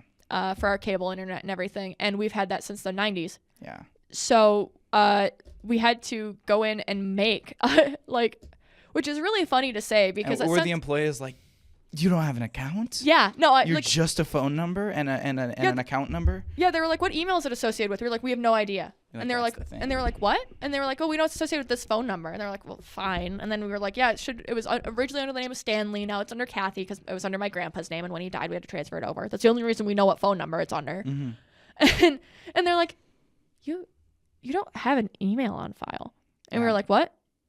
And they were like, yeah, you don't have an email on file. We're like, yeah, okay. And they're like, no, how do you not have an email on file? We're like, look at the age of our account real quick. And then like, because we've never strayed from Charter Spectrum. Sure. My family used to toggle because for like the first like 3 or 4 years, it's like a really good rate. And then they change it a bunch. So we used to toggle between DirecTV and Spectrum. And then I think because of how it's easier to stream like Spectrum from like an Apple TV, I think, than DirecTV is. So we just kind of landed on that. And every time they raise the price, we call it up and say, we're canceling. And then they're like, don't cancel. Here's a good rate. And it's like, sounds good. Well, because we use the whole package. We have the Spectrum internet, phone, and cable because we sell the house phone because my grandma uses that. She has a cell phone, but that's only for calling me to tell me that she's ready to be picked up from her hair appointment, you know? There you go. Yeah. Because she doesn't really get it.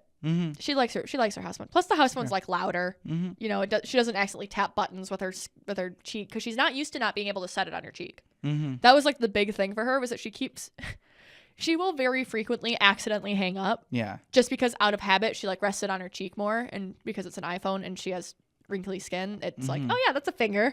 Yeah. It is Sounds not like a finger to me. It is not. It is old lady skin.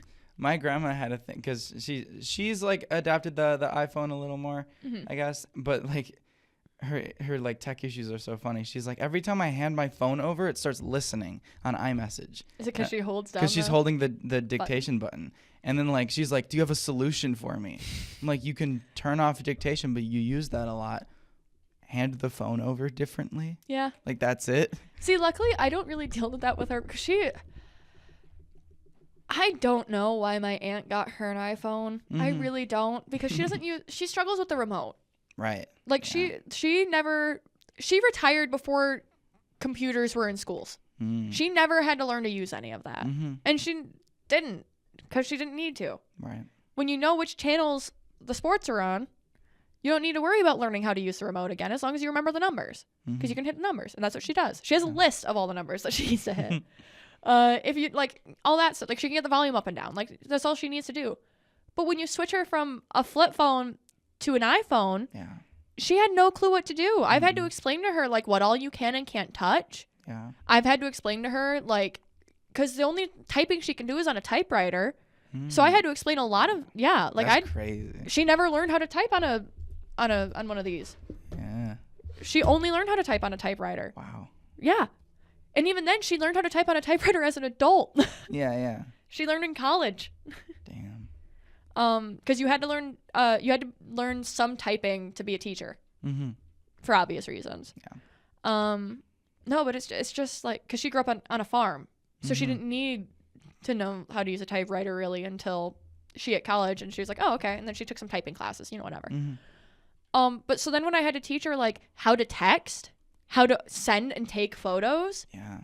she couldn't take or send photos on her old phone. I had to explain that concept to her. It's like Captain America in New York. That one shot. Legitimately, I had to delete every app that because she would just look at it and she'd get so overwhelmed. I just deleted all the apps off her home screen except for like text, call. Like, what is voice memos? Yeah. No, the one that really threw her. What is? Oh, I need to pull out my phone to look at it, because I still have it on because I leave my home screen pretty default. Measure. Yeah. I was looking through and I was like, yeah, it's the measure. Yeah, because she was like, what does it mean measure? Is it measuring? Like, what's it measuring? And I'm like, oh, don't worry about it. Like, just don't worry about it. But she was worried because she thought it was like, it was something that she had to keep track of. Right. Yeah. She's like, what measuring the temperature of the phone? Yeah, like what measurements are in it? Like, do I need to know that? And I'm like, no, you don't, Grandma. Like, and then it fell on me because I'm the only iPhone user in the house. I had to teach her how to use it, which was why I was the one that made the executive decision to take everything except for settings, texting, calling. I don't think I even have anything else on her phone. Not even music. No, she doesn't. She wouldn't. Yeah. She doesn't listen to the radio in the car. Damn. Because that just wasn't a thing. It's never been a thing for her. Wow. If she does listen to music, she listens to old country. Like outlaw country. Because my grandpa listened to a lot of that when they were together, when he was still alive. I said when they were together, Yeah. like he was, like they They're got divorced. Like no, she nursed him until the day he died, and it was very sweet. And I remember at his funeral they were playing a bunch of Johnny Cash. It was like all Cash. So now every time I hear it, I'm always like, oh yeah, that's my grandpa.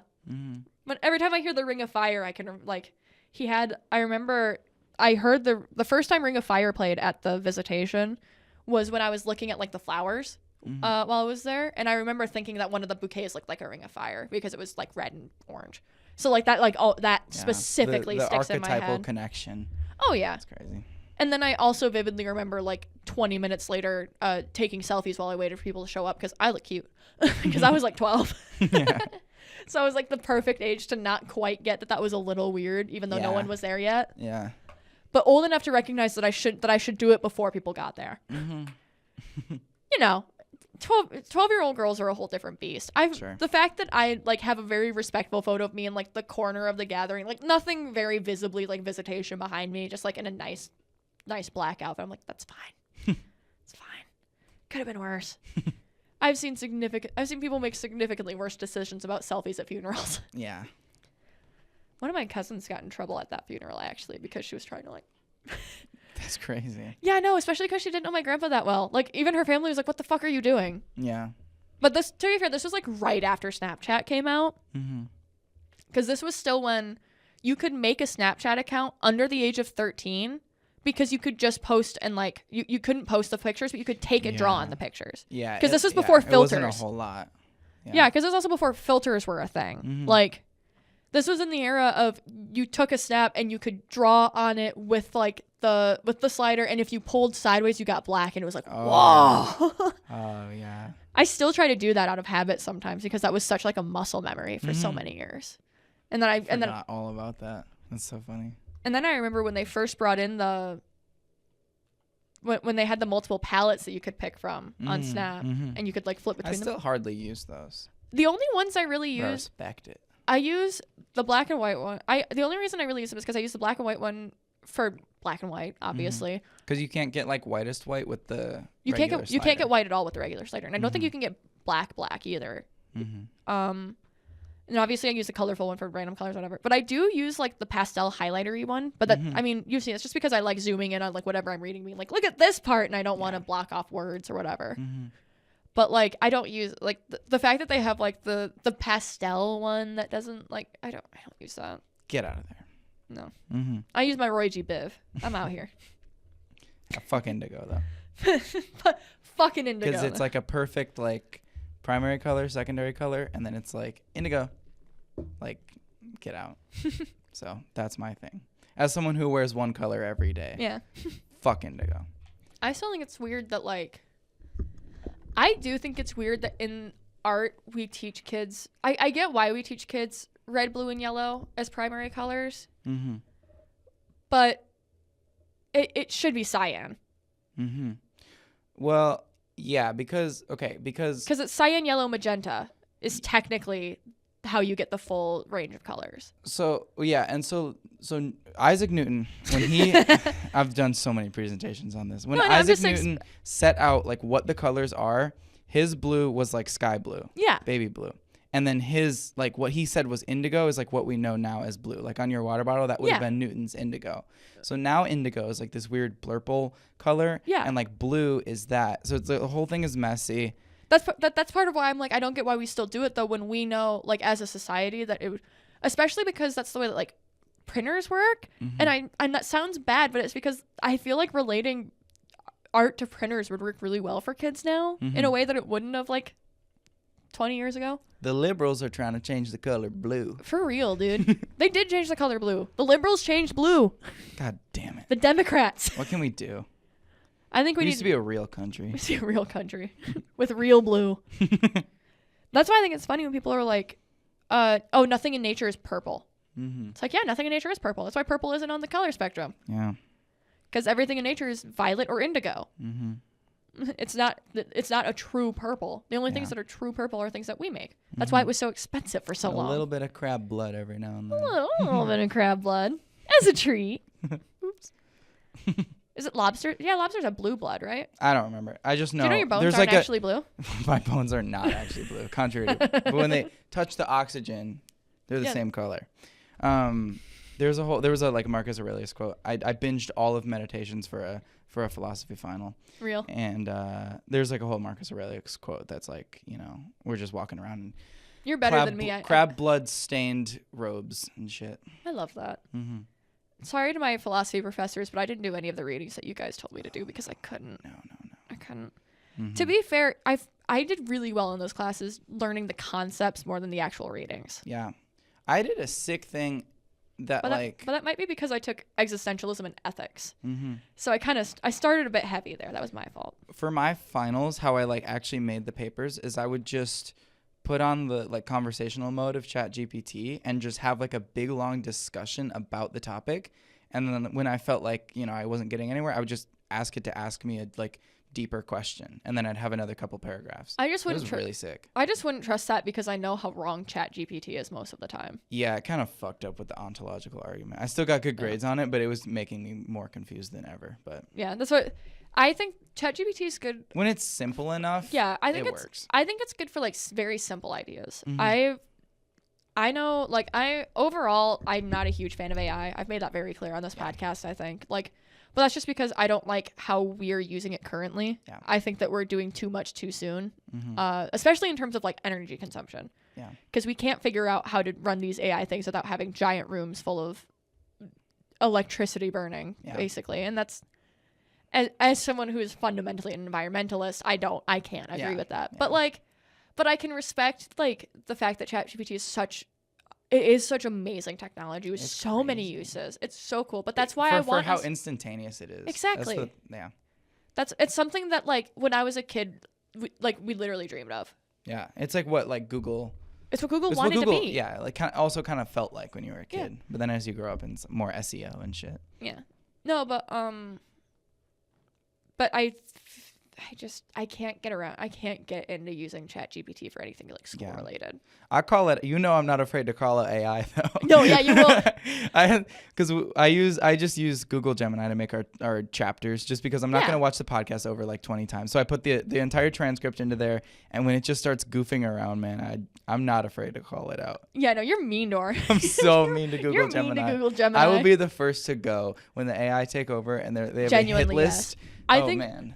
I need the audience to know that whenever I can tell exactly when Nolynn is editing our things, because she'll send me like 4 different screenshots of her verbally berating Google Gemini. Her being like, "You stupid idiot! Can you start from the beginning of the fucking podcast, please?" Well, because it'll be like and 21 minutes conclusion. I'm like, oh, they end. Or I'll be like, well, what's the last like minute you see in the transcript? And it's like, because like I have to break it up because it's a baby. You're kind of like the editing our podcast version of the people that keep training Grok to say like woke shit, even though it's explicitly trained to not do that. But I'm like, what's the last minute you see in the transcript? And it's like 41. I'm like, oh, so like the chapter's ending at 20 is weird, right?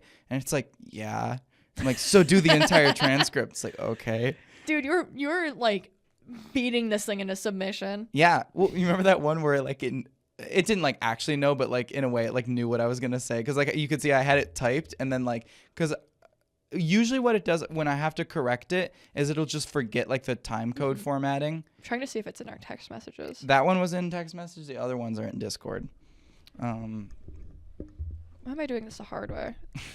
I was scrolling up. I'm like, no, they literally gave us a photos button for a reason. Until they upload to the iCloud. I hate that shit. Yeah. And they just get yoinked.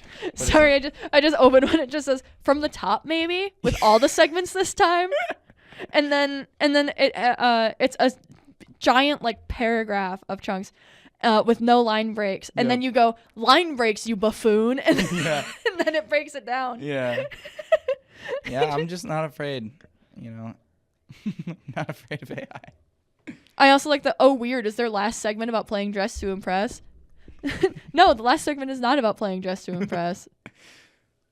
and then you reply, and then it's suggesting what is the name of the game that speakers are discussing buying the battle pass for. But your about to be response is that's strange. Maybe try making the chapters encapsulate the entire tran. And then like cut off. Yeah, I was middle of saying transcript, but then it actually got it.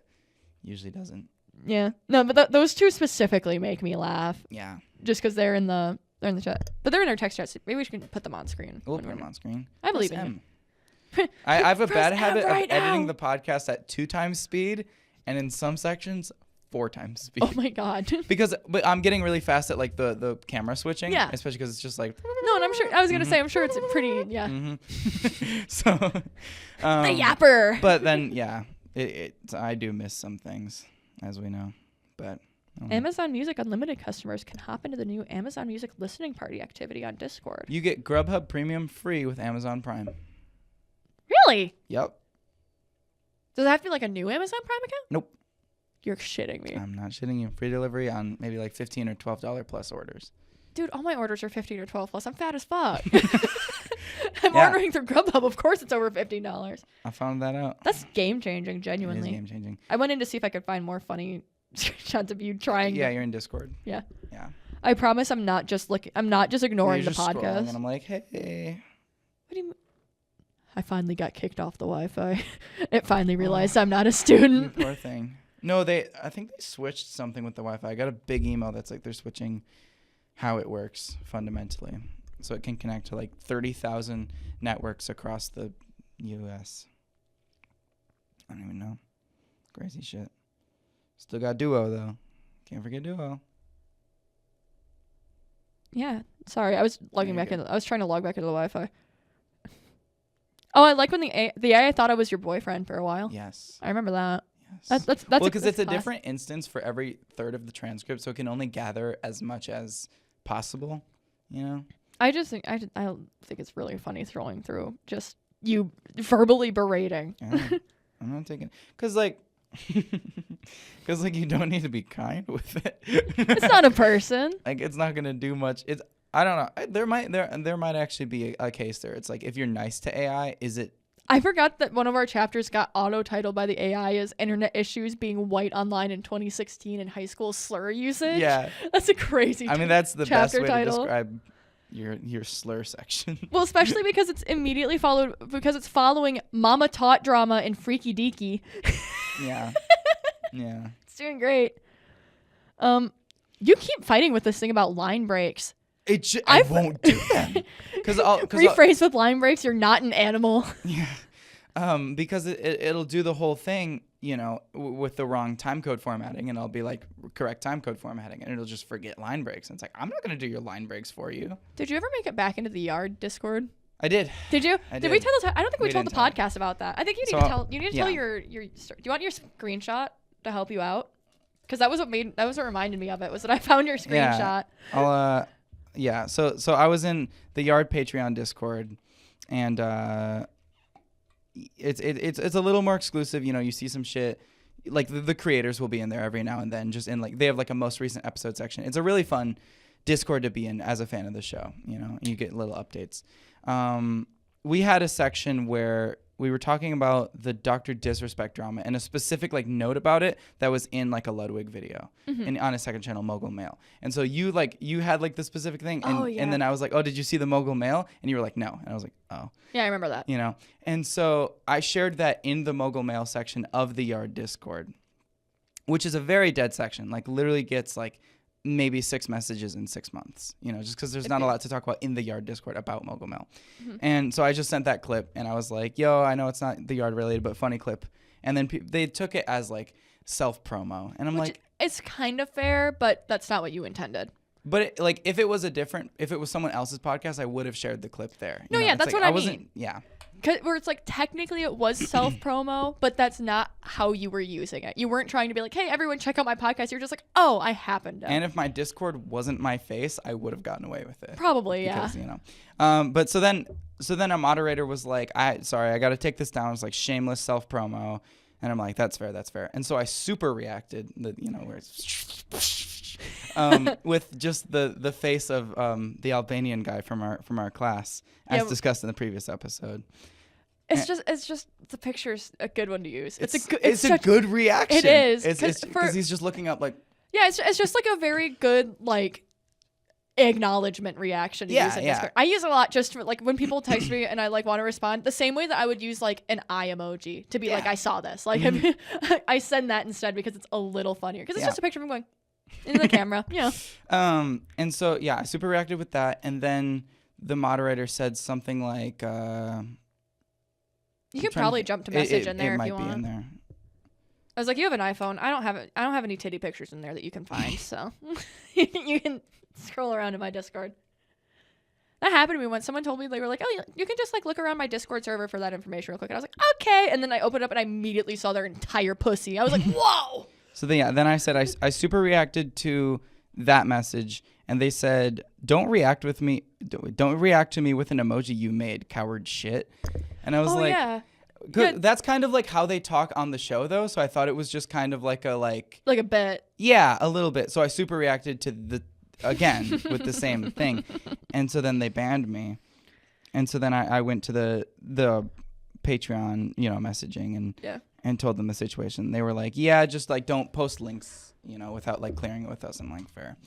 But it was a crazy situation because it was just, and then I was banned for super reacting with the with that emoji. Yeah. I can throw it up on screen. It's a beautiful emoji. But I was just like I think I was kicked actually. Yeah. I think that's what it ended up being, is like it might have been you might have been banned technically, but the community moderator was like, no, it was just a kick. Like you can come back, just be chill. But it was sad because now my server join date is all fucked. Yeah. I wonder if I would bet money that because you were let in like so quickly that they talked to that other guy and were like, you need to like chill. Because that just feels like a very personal thing that they should have communicated with you about instead of just immediately kicking you. Yeah, and the weird, just the emoji isn't so offensive. It's not like someone rolling their eyes or anything. It's a very like it is a neutral like acknowledgement emoji. Like it doesn't like, again, we're gonna put it on the screen just so that you guys like know the context. But like when we added it, I remember when you first added it into like our personal Discord server, I started using it and people were like, who is that? And I was like, oh, it's just like a guy that I went to class with. And they're like, isn't that weird? I'm like, I mean, a little, but also how is it that different from how many random servers I'm in that have pictures of like, I have so many pictures of like my friends crying that are like Discord reaction images that I don't use because it's like an embarrassing photo or whatever. But just like a photo of you looking at the camera wasn't it like when it was like pictures on Facebook or something? No, that one was just on the school newspaper. Yeah, that's what it was. Just like from his profile. So it's like, I don't know if you want to go with like publicly available image excuse, but like, I don't know. I'm not even trying to do that. I'm just trying to say that like it's when we say like we're using this image, we're not using it to like make fun of him. Yeah, exactly. It's just like sometimes people just have a good expression on their face and you need to use it. And it's so hard to find very good like neutral expressions to react with on like human people that aren't dog shit human beings, because there's a lot of good like there's a lot of images that I have had to retire, a lot of reaction images that I've had to retire because the person that is the focal point of the image is actually awful. Yeah, they have the Twitch emote where it's Drake like standing up and like clapping. Yeah. And so they replaced it. It's that with Kendrick Lamar's face now. Nice. And so when they say Drake's in chat, they say Kendrick's in chat, but it's just Kendrick's face over Drake because it's like when all the stuff came out about the PogChamp guy. Yeah. And then they just changed PogChamp to the lizard. I love the lizard. I really do. I remember when all that happened. One of the Discord servers I'm in with like guys that some of them I know IRL and some of them I don't. Like guys I played video games with during quarantine, like all day, every day. We had a lot of different PogChamps during that era because all that came out during like 2020. That was all during lockdown. Oh, or like right before it was January 6th. You know. Oh yeah, it was around January 6th. That's what it was. I don't know if the guy had like some shit before that. Like Twitch was kind of like. He was already kind of. It was one of those or if things, it was just a jump scare. I don't exactly remember. If I remember, what ended up happening was that it was the January 6th thing happened, and then we found the old clips, sure. and that was what happened. Was because he was like openly supporting the attackers on January 6th. The insurrectionists. Yeah. That's such like a crazy thing to have lived through. Have you watched the video that's like what Trump was doing during January 6th?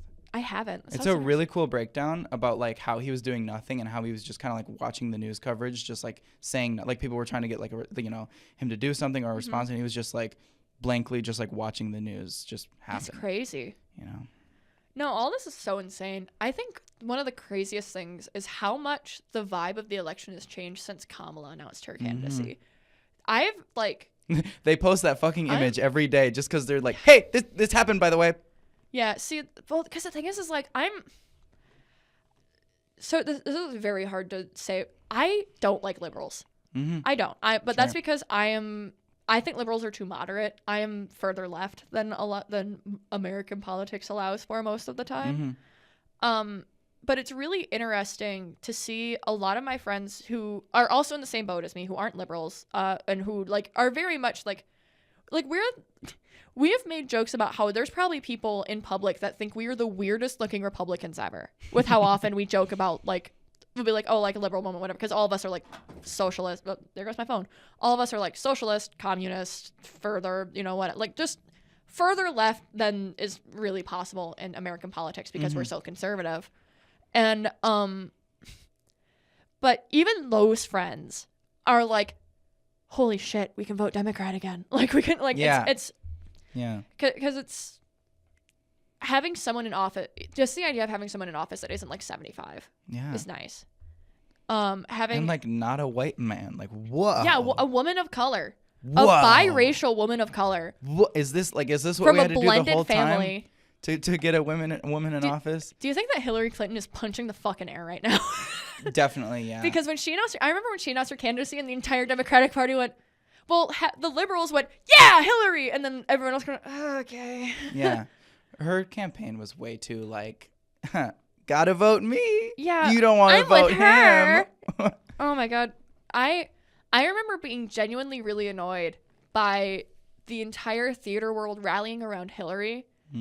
Not because I thought they should align themselves with Trump by any means, but because I hate Hillary Clinton. Yeah. Yeah. But it's because as a whole, I dislike Democrats and the two-party system. It's inherently flawed, and they don't represent me.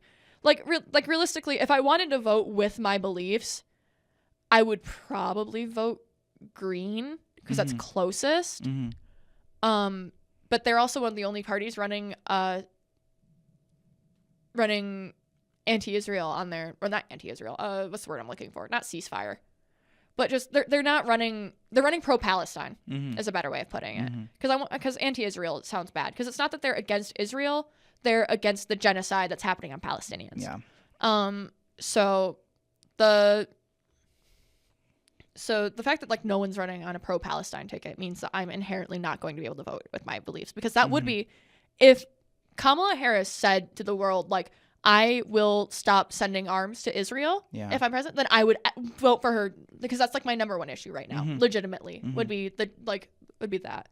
So it's really frustrating that there's no one in either political party that will side with Palestine. Yeah.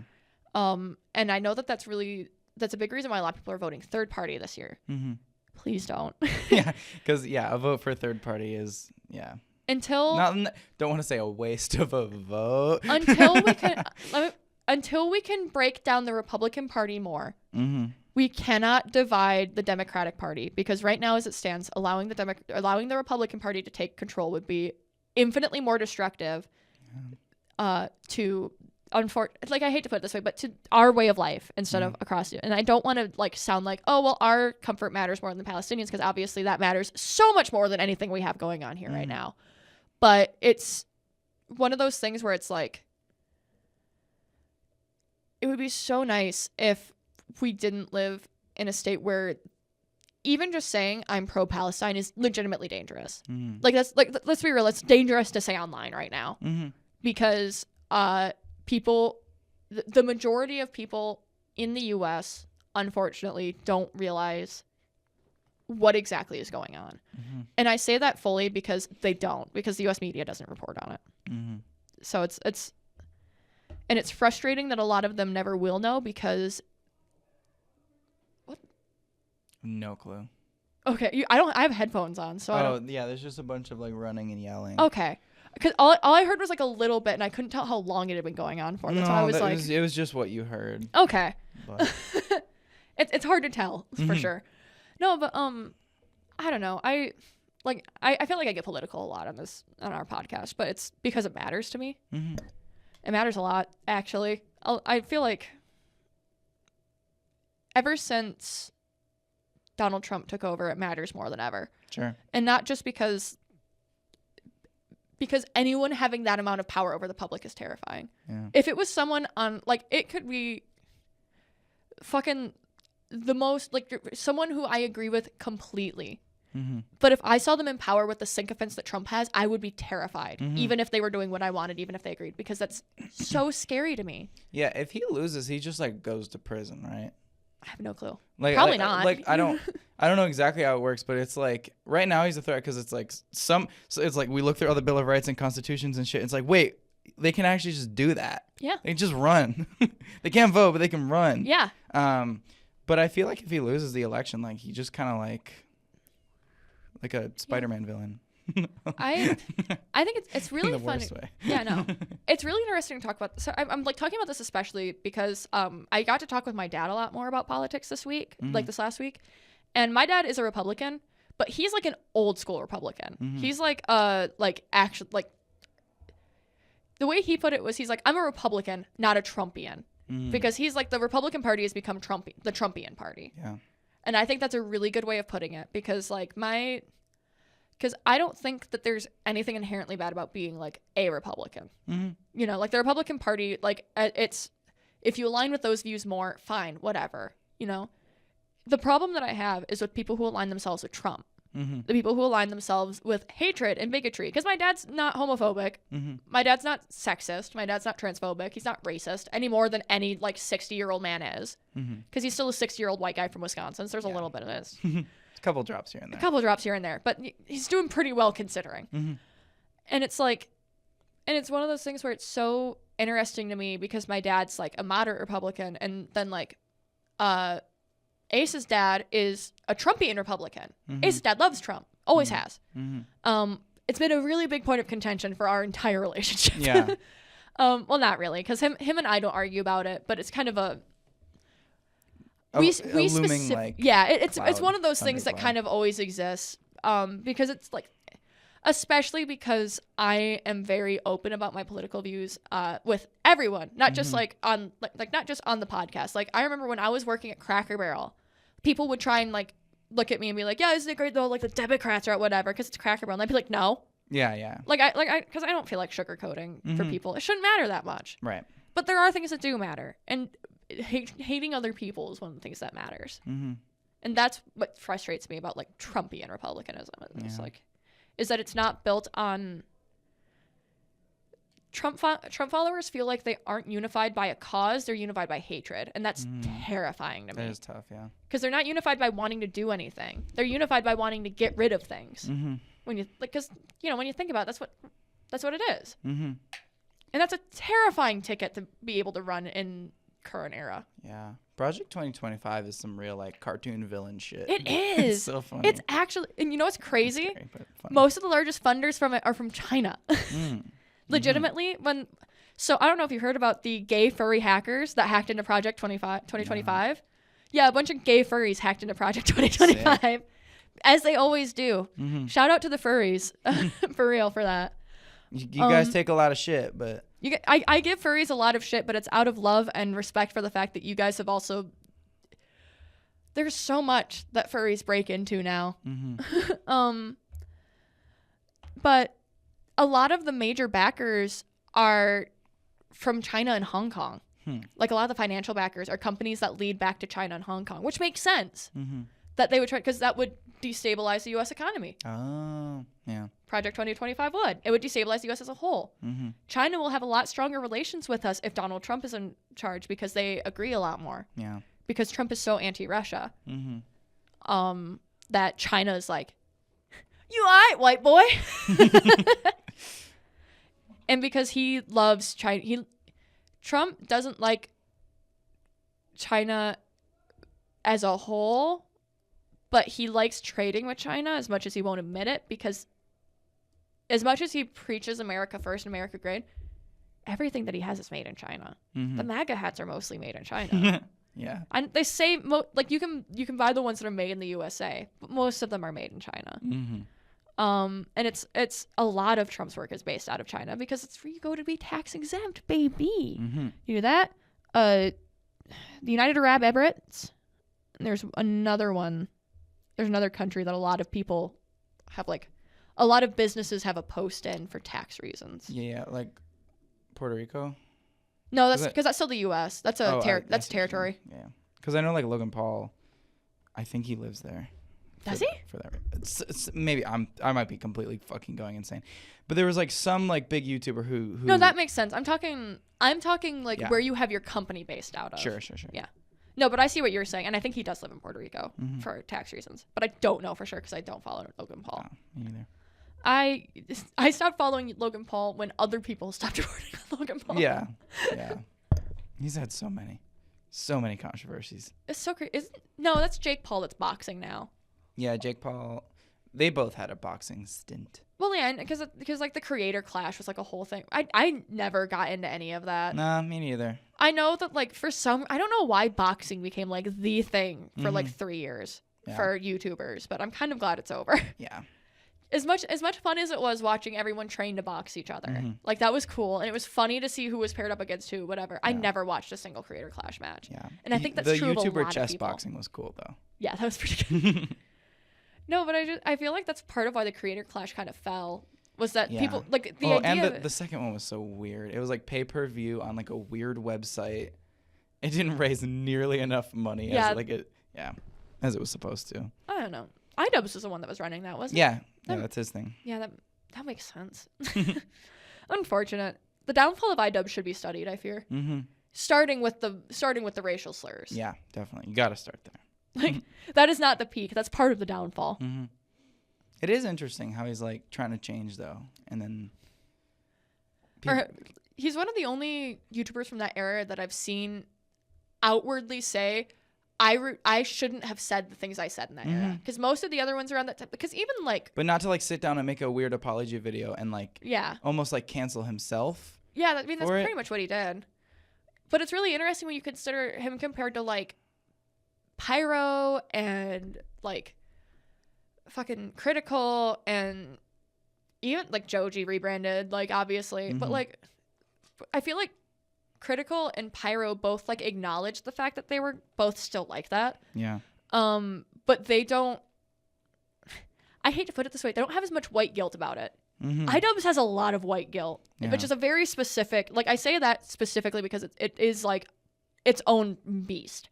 I'm saying this as someone that had to reckon with the fact that like I was one of those people where I started like I said, because I've talked very openly about how much my views have changed over the years. Do we read the chapter title again? Yeah, my high school slur usage. No, but it's one of those things where like even when I've gone back and I've apologized, I've like done what I can. Like I try to actively educate, you know, I try to do all the stuff that people are like, oh, is reparation, like people say is technically reparations. I would never think to just constantly say I did this and I'm sorry the way that iDubbbz has been, because you reach a point where it stops being, it starts to feel less like you're apologizing because they're offended, more because you feel bad, which is different. You know what I mean? Because there's a difference between I'm apologizing because I hurt you and that's bad, and then there's I'm apologizing because I hurt you and that makes me feel bad. Yeah. And I think that's where iDubbbz is right now, or at least that's where he was when he was doing all those videos. Because I definitely was in there for a while. I don't have enough time to fully get into it, but it reminds me of like the theme of this Channing Tatum movie I saw that's in theaters right now. Go watch Blink Twice. But where he plays like this CEO that got exposed for the, you know, like the sexual stuff. The sexual stuff. The sexual stuff. And but then his whole thing is like there's no forgiveness, only forgetting. You know? Yeah. And so it explores that theme a bit. And I don't have enough time to fully go into it, but yeah. Yeah, but that's neat. It's interesting. Yeah. I don't know. I think we have to call it for now. I think we legally have to call it right now.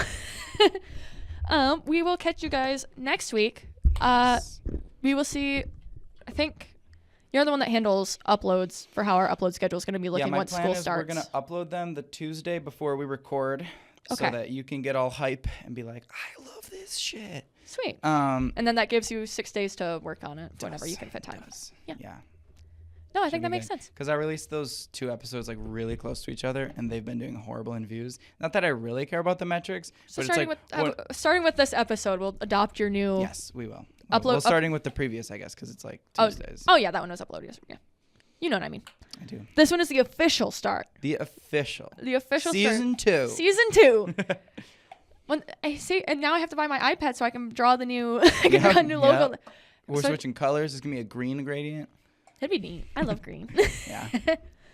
No, but I do have to update our assets. Yeah. Once I have an iPad. Once I have something I can professionally draw on, or draw on better. At least I'm not a professional artist by any means. I'm not even close. I'm just the one that's willing to do the drawing. Yeah. Oh, maybe we should ask around people. I have lots of artist friends. I don't know about you. Yeah, I don't. I do. I don't. Stayed so disconnected from everyone all the time. We should do theater together. I'm gonna drag you to an audition, and then you can make friends. You can make art friends with me. No, the theater friends. No, never again. Community theater friends. No, it's different because then they're like 35-year-old women that have 2 kids, and you like go and get coffee with them after rehearsal once, and then you're friends with them on Facebook forever. It's great. We will catch you guys next week. Wish Nolynn luck on her next semester. And editing. Editing and new semester. One of those is harder than the other. You'd be shocked. I'm going to start streaming next month. So updates about that as time comes in. I decided that I'm going to do that because I keep recording videos and then deleting them because I'm insecure. And you can't delete a stream. Yeah, so I'm gonna force myself to stream so that I at least have something out there. I'll probably stream on Twitch and YouTube because it's really easy to stream at both of those at the same time. But we'll see you next time. Goodbye. Bye.